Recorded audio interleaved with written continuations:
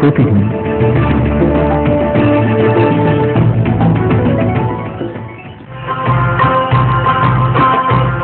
সুপ্রিয় দর্শক, ছোট্ট একটি বিরতির পর আবার ফিরে এলাম আমাদের ধারাবাহিক আলোচনায়। আজকের বিষয় জাহান্নাম থেকে মুক্তির উপায়। আমাদের সঙ্গে থাকার জন্য আপনাদের সকলকে ধন্যবাদ জ্ঞাপন করছি। সুপ্রিয় দর্শক, আমরা আলোচনা শুনছিলাম মুহতারাম আব্দুল হাই মোহাম্মদ সাইফুল্লাহ সাহেবের কাছে। আমরা তার কাছে আবার ফিরে যাচ্ছি তার বাকি আলোচনায়। জি, ধন্যবাদ। যে কথাটি বলছিলাম সালাতের গুরুত্বের বিষয়ে, প্রিয় ভাইয়েরা, মুমিন মুসলমান মাত্র নামাজি হবে। আল্লাহ রাসূল সাল্লাল্লাহু আলাইহি ওয়াসাল্লামের হাদিসগুলি আজকে আমি ইবারতগুলি বলছি না, আপনাদের জন্য শুধুমাত্র মফহুমগুলি বোঝার চেষ্টা করুন। নবী করিম সাল্লাল্লাহু আলাইহি ওয়াসাল্লাম বলছেন যে মুমিন তুমি সালাত আদায় করবে, মুমিন না যে সে সালাত আদায় করবে না। সুতরাং আপনার আমার জীবনের মধ্যে পার্থক্য এখানে। কিন্তু আমরা সালাতের ক্ষেত্রে যারা আমরা সালাত আদায় করছি তারাও আমরা সালাতের ক্ষেত্রে উদাসীন। আমাদের এই জন্য সালাতকে ভালোভাবে আয়ত্ত করতে হবে, সালাতের আহকাম আরকানগুলি বোঝার চেষ্টা করতে, এবং আল্লাহ রাব্বুল আলামিনের জন্য আপনি যে সালাতটা আদায় করছেনই, আপনার সময় যাচ্ছে, সেটিকে বিশুদ্ধভাবে আদায় করার জন্য চেষ্টা করতে হবে। কারণ আল্লাহ রাব্বুল আলামিন জান্নাতীদের দ্বারা জাহান্নামীদের কাছে প্রশ্ন যেটা করাবেন, জাহান্নামীরা কিন্তু অনেক অপরাধী থাকবে, কিন্তু তারা কিন্তু প্রথম যে কথাটি বলবে যে আমরা নামাজে ছিলাম না। প্রিয় ভাইয়েরা, দ্বিতীয় যেটি বিষয় সেটি আল্লাহ রাব্বুল আলামিন তার ভাষায় জানাচ্ছেন। জান্নাতীরা জিজ্ঞাসা করার পরে কেন তোমরা জাহান্নামে গিয়েছিলে, বলবে শোনো, আমাদের দ্বিতীয় অপরাধ ছিল আমরা মিসকিনদেরকে খাদ্য খাওয়াইতাম না, আমরা আপ্যায়ন করতাম না, আমরা মানুষকে খাবার খাইতাম না, আমরা শুধু নিজের পেট চিন্তা করতাম। প্রিয় ভাইয়েরা, মুসলমানদের আজকে কি হলো?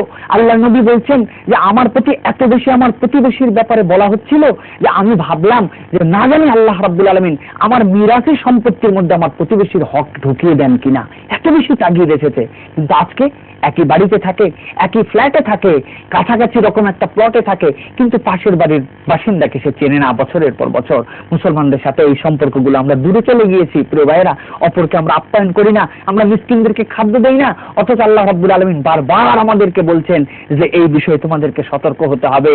তোমাদের জন্য ওয়াফি আমওয়ালিকুম হাক্কুল লিসাইল ওয়াল মাহরুম, তোমাদের সম্পদের মধ্যে আমি রাব্বুল আলামিন তাদের হক রেখে দিয়েছি। তুমি মনে করো না যে সম্পদ এটা তোমার একার। সুতরাং জাহান্নামের মধ্যে যাওয়ার দ্বিতীয় কারণ কিন্তু যে নিজের পেট, নিজের চিন্তা, শুধুই মাত্র আমি। আমাদের সবকিছুতে এখন আমিত্ব চলে আসছে, সবকিছুতে আমি আর আমি। অথচ একটু ডিপলি যদি আমরা অ্যানালাইজ করি তাহলে আমরা দেখতে পাবো মুসলমানের, আমি মনে করি মুসলমানের পার্সোনাল বলে কোনো জিনিস নাই। অনেকে অবাক হয়ে বলবেন আমার পার্সোনাল জিনিস নাই, এটা কেমন কথা? চিন্তা করেন, একটা আয়াতে কারিমার ক্ষেত্রে অল্প একটু একটা আয়াতে কারিমা আপনাদেরকে বলি। আল্লাহ রাব্বুল আলামিন বলছেন কুনতুম খায়রা উম্মাতিন উখরিজাত লিন-নাস, আমি রাব্বুল আলামিন তোমাদেরকে উত্তম জাতি হিসাবে সৃষ্টি করেছি। কি জন্য? যেন তোমরা বেশি বেশি টাকা পয়সা কামাই করে তোমাদের পকেট পুড়তে পারো। জি না, আল্লাহ রাব্বুল আলামিন বলছেন উখরিজাত লিন-নাস, তুমি অন্য কুকুর, ভেড়া, ছাগল, অন্য থেকে তুমি উন্নত, এই কারণে উখরিজাত লিন-নাস, তোমাকে তোমার ভাইয়ের জন্য সৃষ্টি করা হয়েছে, তোমাকে অপর মুমিন মুসলমানের জন্য, অপর মানুষের জন্য আমি রাব্বুল আলামিন সৃষ্টি করেছি। আল্লাহ রাব্বুল আলামিন তাহলে আপনাকে আমাকে সৃষ্টির শ্রেষ্ঠত্ব দান করলেন, এটা অন্যতম একটা কারণ যে অন্যের জন্য। তাহলে আপনি কেমন করে নিজ নিজ চিন্তা করলেন? আপনি এই রমজানুল মুবারকে প্রবেশের পরে ক্ষুধার জ্বালা বুঝতে পেরেছেন, আপনি অপরের ক্ষুধার কষ্ট অনুভব করতে পেরেছেন। সুতরাং শেষ দশকে আল্লাহ আপনাকে ইতকুম মিনান নিরান, জাহান্নাম থেকে মুক্তি দিতে চান। কিসের মাধ্যমে? আপনি অপরকে খাওয়াবেন, আপনি অপরের জন্য আপনার সম্পদ থেকে খাবার দান করবেন। রাসূল সাল্লাল্লাহু আলাইহি ওয়াসাল্লামের কাছে সাহাবীদের যখন এই হাদিস আসলো, সাহাবীদেরকে বললেন তোমরা ইফতার দান করো, তোমরা খাওয়াও, তোমরা খাওয়াইলে রব্বুল আলামিন খুশি হন এবং রব্বুল আলামিন তোমাদেরকে একটা রোজার সওয়াব দিয়ে দেন। সাহাবীরা চিন্তা করলেন হয়তোবা রাসূল সাল্লাল্লাহু আলাইহি ওয়াসাল্লাম সবকিছু ভেঙে দিতেন, আরে আমি সারাদিন রোজা থাকলাম আর এইটুকু দিয়ে আমার সওয়াব সে পেয়ে গেল, সে আমাকে দিল, তার খেজুর আমি খেলেন। নবীজি বললেন চিন্তা করো না, তোমাদের ওই সওয়াব তোমাদেরটা ঠিকই থাকবে, উপরন্তু রব্বুল আলামিন আরেকটা দিবেন। সাহাবী আরজ করলেন ইয়া রাসূলুল্লাহ আমার কাছে তো কিছুই নেই, আমি কি দিব? নবীজি বললেন তোমার যদি তৌফিকে কুলায় একটা খেজুর থাকে তার অর্ধেক দাও, যদি তৌফিকে সেটিও না কুলায় তুমি এক গ্লাস পানি দাও, যেটা তোমাকে কিনতে হয় না। আল্লাহ রাব্বুল আলামিন সেটাও পছন্দ করেন যে দেওয়ার প্র্যাকটিস তোমাদের জন্য যেন হয়। ধন্যবাদ মুহতারাম, অত্যন্ত সাবলীল, অত্যন্ত সুন্দরভাবে আমরা উপভোগ করলাম আপনার আলোচনা। আমরা মুহতারাম আরেকজন হাফেজ মাওলানা বাইজিদ হোসেন সালেহ সাহেব আপনার কাছে যাচ্ছি। আপনি বাকি যে দুটো প্রশ্ন ছিল, আল্লাহ রাব্বুল আলামিন জাহান্নামীদের থেকে জান্নাতীরা যে প্রশ্নটা করবে এই বিষয়টা আপনি একটু মেহরবানি করে বাকি দুটো বলবেন। হ্যাঁ, বাকি দুটো বলবো। তার আগে আপনার নাম লাকু মিনাল মুসাল্লিন, একজন মুসলমান সে নামাজ পড়বে না এটা কল্পনাই করা যায় না। একজন মুসলমান ফজরের সময় ঘুমিয়ে থাকবে, সে এশার নামাজ শীতের সময় পড়তে তার কষ্ট হবে, এটা তো কল্পনার বাহিরে। আমাদের যে অধঃপতনের অন্যতম মূল হলো যে আমরা নামাজি না, সালাত আদায় করি না। আর সালাত কবুল হওয়ার জন্য কোরআনুল কারীম বিশুদ্ধভাবে তেলাওয়াত করা জরুরি। কোরআন নেই, সালাত নেই, মুসলমানের চরিত্র পরিবর্তন হয় না, সমাজের অবস্থা পরিবর্তন হয় না। তো এই জন্য রমজানুল মোবারক আসলে মুসল্লিতে উপসে পড়ে মসজিদগুলো, রাস্তায় 3 ধরনের ঠাই হয় না, আমরা দেখতে পাই মিডিয়ার মাধ্যমে। এত লোক মনে করে মুসলমান যে রমজানে আমি নামাজ পড়লেই মনে হয় আমার জীবনে গুনাহ খাতা মাফ হয়ে গেছে, আর আমার নামাজ পড়া লাগবে না। এটা আসলেই চিন্তা করা, এটা বোকামি ছাড়া আর কিছুই নয়। নামাজ পড়তে হবে। একজন মুসলমান সমুদ্রের মধ্যে পড়ে আছে, হাবুডুবু খাচ্ছে, আঙ্গুলের 2টা কর দেখা যায়, ওই মুহূর্তে মুসলমানকে নামাজ পড়তে হবে। হাসপাতালের বেডে শুয়ে আছেন, স্কয়ার হাসপাতালে, আপনি প্যারালাইজড হয়ে গেছেন, ইশারায় নামাজ পড়তে হবে, এমন একটা বিধান আল্লাহ ফরজ করে দিয়েছেন। একজন মুসলমান কোনোভাবেই সে নামাজকে অস্বীকার করতে পারে না।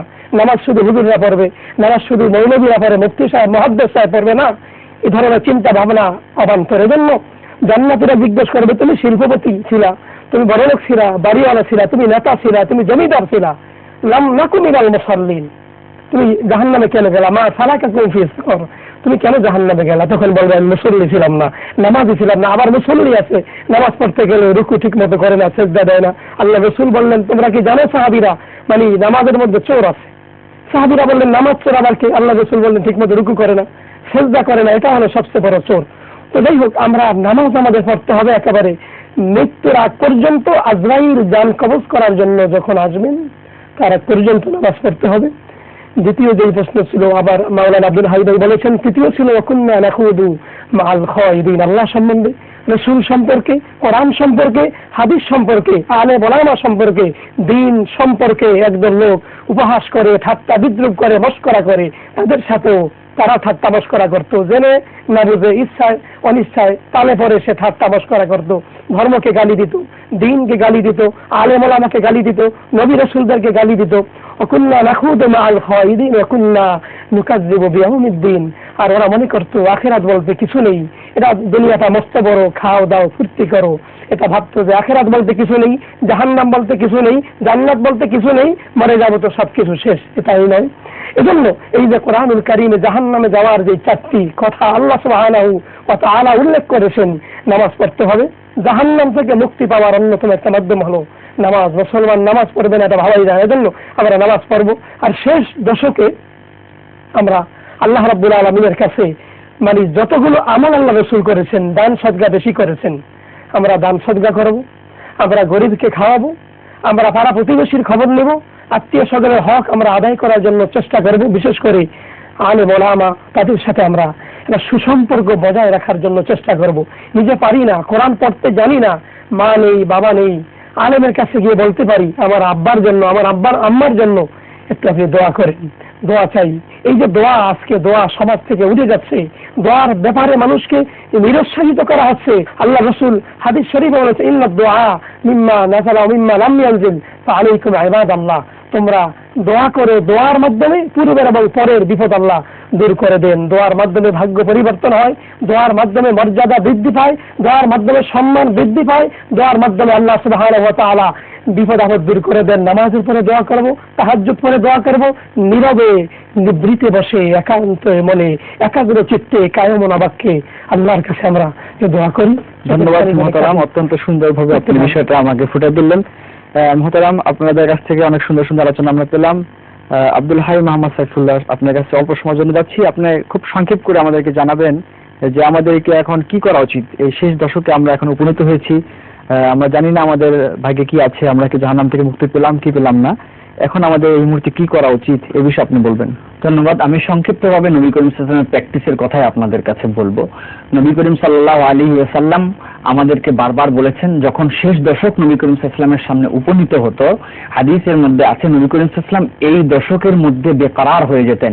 নবী করিম সাল্লাল্লাহু আলাইহি ওয়াসাল্লাম এমনকি দাম্পত্য সম্পর্ক পর্যন্ত স্থগিত করে দিতেন। নবী করিম সাল্লাল্লাহু আলাইহি ওয়াসাল্লাম এই সময় দাম্পত্য সম্পর্ক রাখতেন না, তার পরিবার পরিজনকে জাগিয়ে দিতেন। নবীজির মধ্যে একটা আলাদা উৎসাহ উদ্দীপনা তৈরি হতো।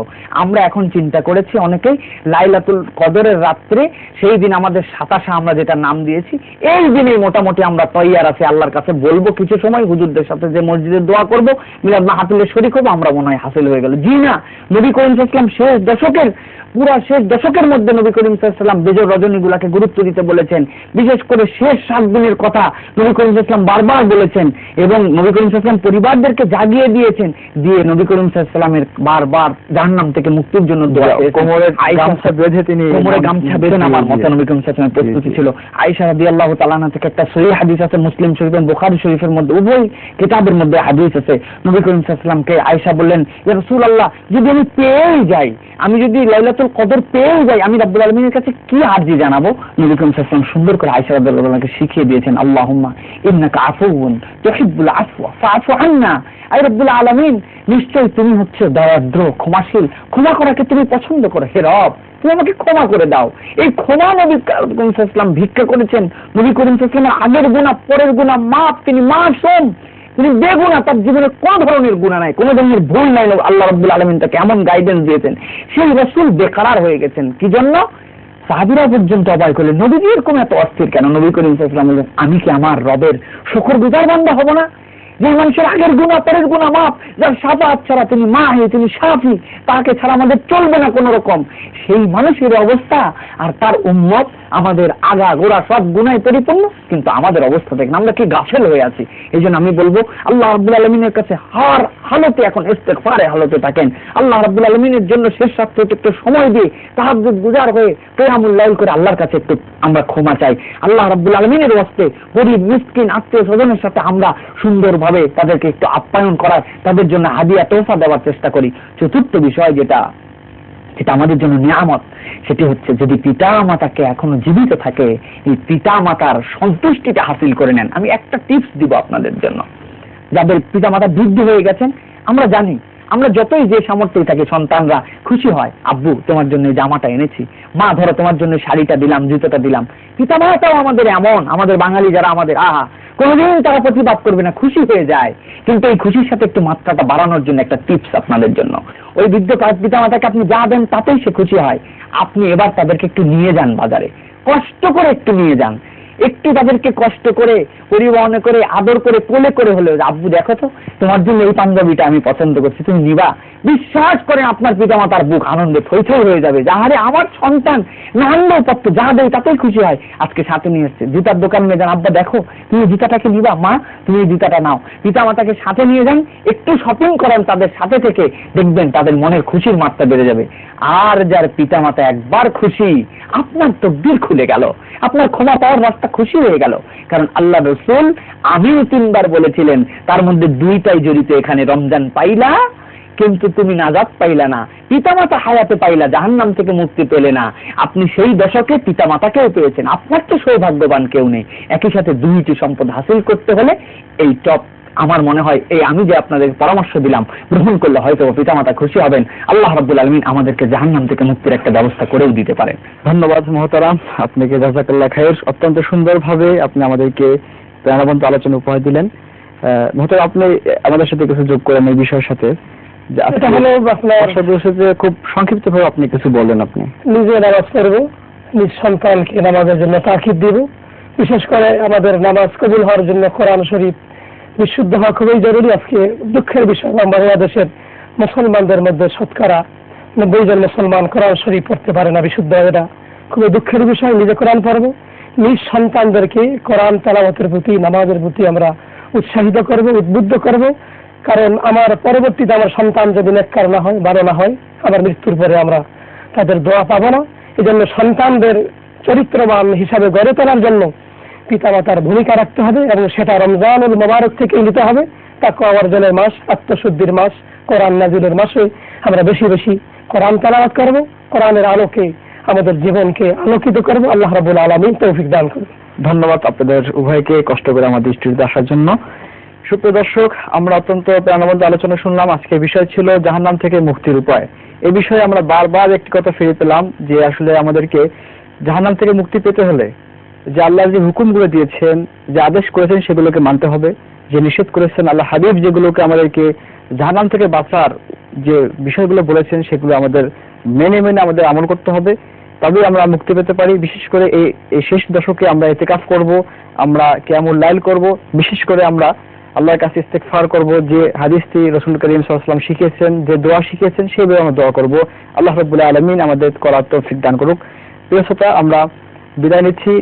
আগামী পর্ব দেখার জন্য আপনাদের সবাইকে আমন্ত্রণ জানিয়ে আজকের মতো এখানে শেষ করছি।